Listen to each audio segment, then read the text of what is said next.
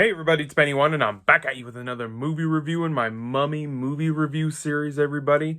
And today we are moving on to 2002's The Scorpion King, everyone. That's right, the spin-off movie from The Mummy Returns that introduced us to the Scorpion King in the very beginning of The Mummy Returns, and then we got to see that god-awful CGI monstrosity of the Rock as the Scorpion King that was a half scorpion, half man looking thing.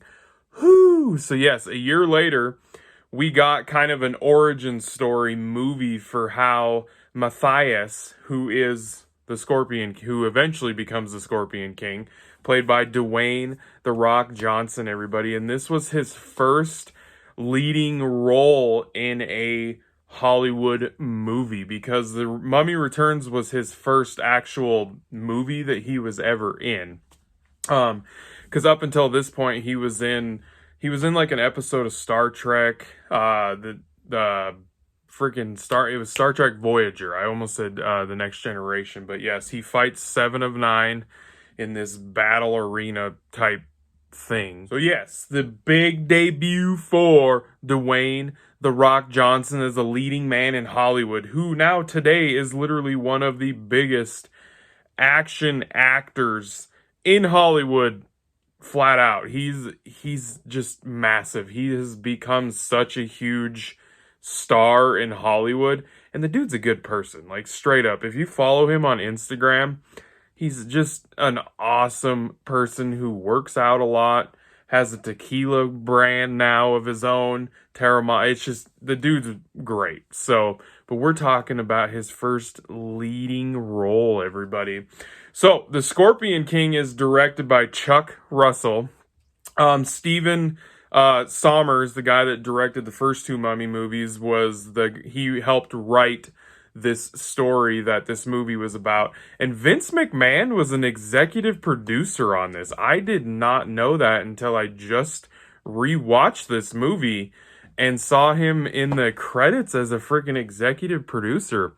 Because I know WWF at the time, WWE, got their own movie studio rolling, and that was not too long after this movie came out. So I found that very interesting. I did not know that. We'll go through our cast really quick. Obviously, we got The Rock, Dwayne Johnson playing Matthias, who becomes the Scorpion King, but that's his actual name.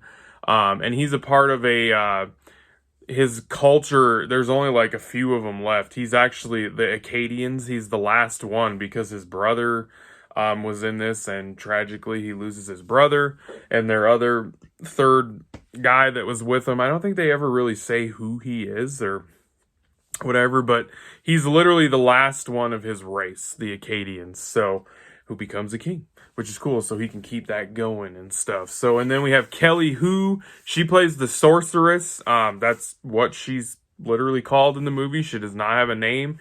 She's just called the sorceress. She is like the love kind of interest for The Rock, and she can, she has visions and premonitions and stuff like this. So, and it's that old classic story with the sorceress who has visions that once they go to bed with somebody, they lose their powers. They lose the capabilities to be able to see the future and have these visions. And that's played into the story with her and Matthias and them falling in love and all of that stuff. So, and Michael Clarke Duncan, everybody, plays Balthazar in this movie. Man, I miss seeing this guy in movies because everybody knows he passed away. He made a bunch of great movies. The Green Mile.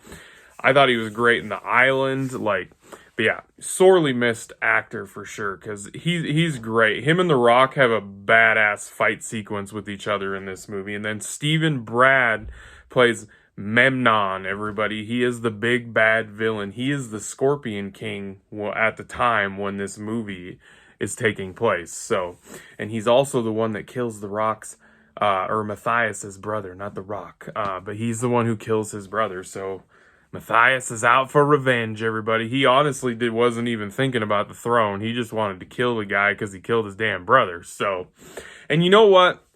This movie, it's a B-level movie that is pretty straightforward story. It has a nice pacing for like an hour. It's like an hour and 30 minutes, maybe at most, maybe a little bit shy of that. It has a good pacing. It just has a basic structured story about a guy that is out for revenge because his brother died and he wants to kill this king guy. Like it is. It's just a basic story and it's a B movie. And the movie is very aware of what kind of movie it is. It's corny at times. I mean, it has humor in it, but I think it fits with the type of movie that they were trying to tell and the story that they were telling. It doesn't use a bunch of CGI. There's some CGI snakes in here and maybe a couple explosions, but like, and maybe the sand. There's a big sandstorm that happens where I think part of that CGI. But none of it looks that bad, honestly. Like, I don't think a lot of the CGI looks that bad. The explosion, I kind of was like, yeah, that looked a little rough. You guys should have just blown that shit up for real. Because it looks way better when they blow it up for real. But it knows what kind of movie it is. And it's just fun. It's just a fun action adventure movie with Matthias becoming the Scorpion King. And I will say, I guess I will, my one negative I will say about the movie is like, so the Mummy Returns, they kind of establish who he is as the Scorpion King, and he kind of turned him into this like conqueror, and he wants to conquer all this kingdom and all these other kingdoms.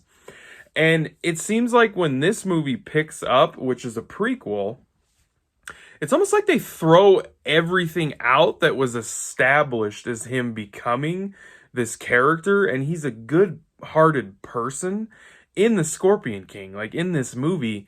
But in The Mummy Returns, when we get introduced to him years later, they almost make him kind of seem like he's a bad guy to an extent. Not completely, but... And I guess that's one thing I never quite understood is like, it almost feels like the prequel version of him was almost like a different person, and once he rose to power and became the Scorpion King, over years he kind of started to, maybe it started to affect his mind and he just wanted to conquer stuff. I don't really know.